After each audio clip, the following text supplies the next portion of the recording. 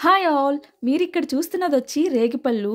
కొంతమంది భోగిపళ్ళని కూడా అంటారు. మేమైతే రేగిపళ్ళు అంటాము. నార్మల్‌గా ఏంటి అంటే డిసెంబర్ ఎండింగ్‌కి మాకు ఇంత సైజొచ్చేటివి. బట్ ఈసారి నవంబర్ ఎండింగ్‌కే ఇంత మంచిగా సైజొచ్చాయన్నమాట.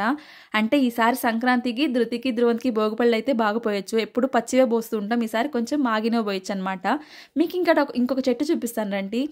మీకు అర్థమైపోయింది కదా! స్టార్ ఫ్రూట్ అనమాట. సో, చూస్తున్నారు కదా గైస్ ఎన్ని కాయలొచ్చాయి ఈసారి స్టార్ ఫ్రూట్‌లో అయితే, ఈ చెట్లో అయితే. కింద చూడండి అన్నీ మాగి కింద పడిపోయాయన్నమాట.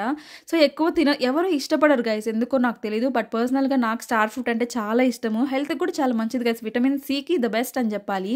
ఇందులో కూడా 2 వెరైటీస్ ఉన్నాయన్నమాట. మా ఇంట్లో 2 వెరైటీస్ ఉన్నాయి. ఒకటేంటి అంటే స్వీట్ ఉంటది. ఇంకొకటి ఏంటి అంటే పుల్లగా ఉంటదన్నమాట.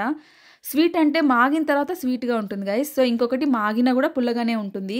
సో, అన్నీ అయితే నీట్‌గా కోసుకుంటున్నా. ఇక్కడైతే మా అంకుల్ హెల్ప్ చేస్తున్నారనమాట నాకు. కొంచెం కాయలు కోయడానికి అవన్నీ. చాలా పైనున్నాయి గైస్ అన్నీ.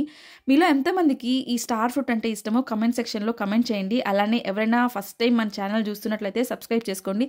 సో, ఫైనల్లీ అయితే కాయలు కోసుకొచ్చేసా. నిజం చెప్పాలంటే కోస్తున్న టైంలోనే 2, 3 కాయలు కూడా తినేసా. See you in the next video.